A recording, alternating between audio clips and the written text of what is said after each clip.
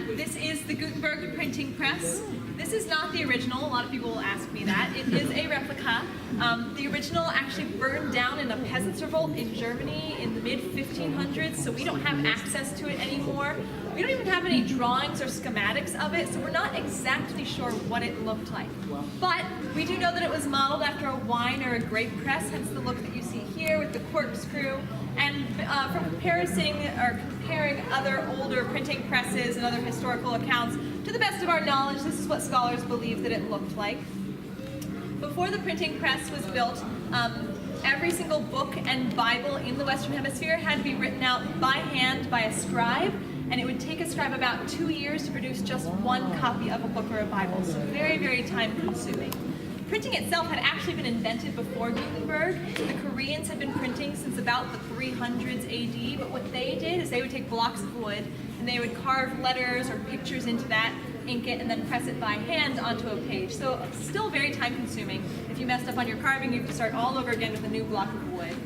What Gutenberg did that was different is two things. First, he was the first person to think of it in a manufacturing rather than an artisan mindset. So he thought, a machine can do what a person can do, but faster. So he built the machine itself.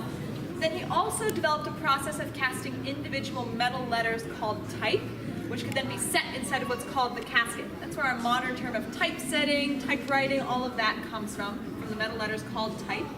So once you had set all those and wedged them in with wooden blocks, you could print a couple hundred copies of just that page, and then take them out, reuse them, which was also a big deal, and do it all over again.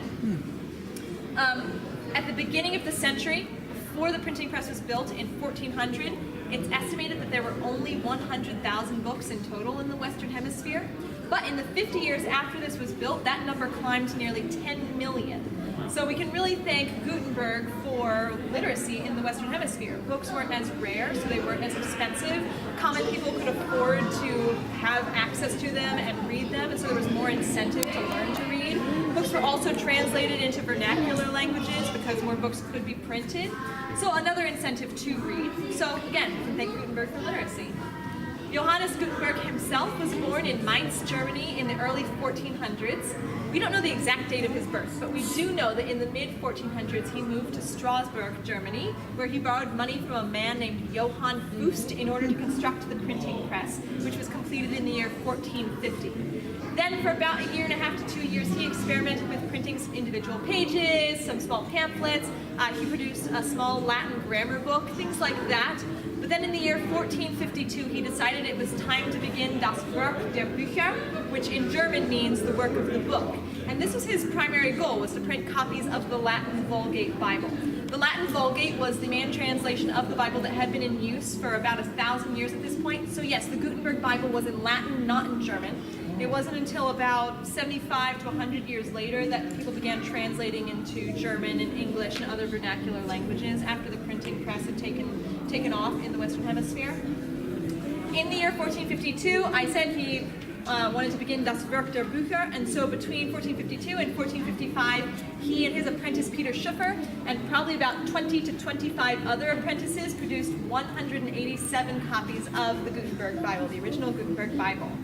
So do you remember how many copies we said a scribe could produce in 2 years? One. So from 1 to nearly 200 was a huge jump. Unfortunately, in the year 1455, Gutenberg was deeply in debt to Johann Fust. He owed him the equivalent of 2,200 guilder, which is about $500,000 today. So Fust sued Gutenberg, took control of the press and the remaining Bibles, and then went into business with Peter Schuffer, Gutenberg's former apprentice. And the two of them began the first major printing business in Europe of the time, Schuffer and Fust. We don't know really what happened to Gutenberg after that. He kind of died broke and didn't have access to his original printing press anymore.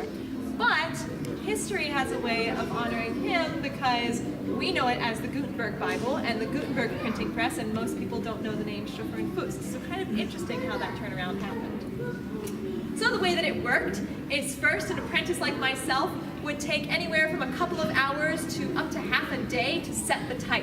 And this was because they were doing it letter by letter, backwards, and in Latin, making sure that there weren't any errors. But once they did that, they would take these things called blotting stamps, which you're welcome to feel if you'd like. They're made of leather and they have wool stuffed inside of them to keep them and nice and taut.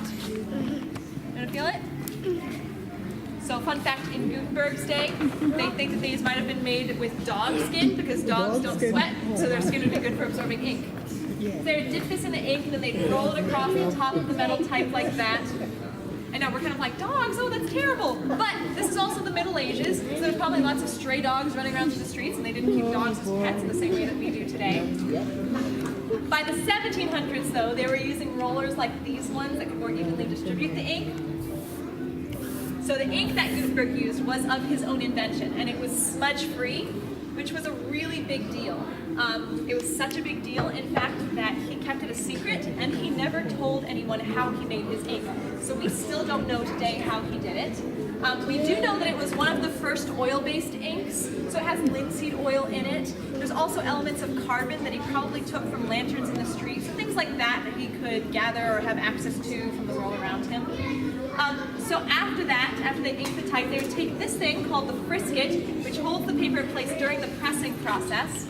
There's about 30 sheets in here, so that when I'm finished printing a page, I can take out the top sheet, hand it off to another apprentice who will take it somewhere to hang up and dry, and I can immediately print another page. So they take the frisket and they lay it over top of the casket, like this.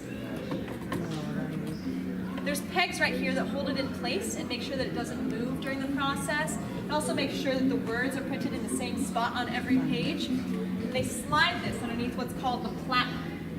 Do I have a volunteer of someone who wants to help me push the lever? One of you want to help me push the lever? Yeah, you want to come up and help me push it? You can come over and step over the ropes if you want. Come up here. You want to help me? All right, I can do it. You want to hold this? Sure, go ahead and step over the ropes. Got it? Make sure you're seeing him. Okay, so go ahead behind the lever there. Push it from one side all the way to the other. Nice, all the way to the other. This is where the pressing part comes in. The platen pushes down on the frisket, which pushes the paper into the metal type and transfers the ink, bring it all the way back. Nice, and then grab the lip of that and slide it out till it touches the head.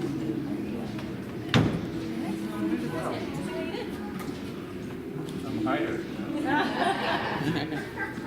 There you go. Congratulations. Thank you. A round of applause. Thank you. Appreciate it. So, Bible that were originally printed, there are only 50 complete copies left in existence. One of them is at the Library of Congress. So if you ever get the chance to check that out, I encourage you to go and find it. Otherwise, the rest are just pages and sections, and we have a page from one up on the 4th floor that's in very good condition. It has some illumination on it, meaning there's some designs around the outside, colored letters, gold leafing, things like that. It's very beautiful. Otherwise, thank you so much for listening. If you have any other questions, feel free to ask me, and enjoy the rest of your day at the museum. Thank you. You're welcome. All right, I gotta go catch my family, Okay. and Well, good job. I want to take a picture with you. Sure, absolutely. Thank you so much. Together, you gave me opportunity to catch.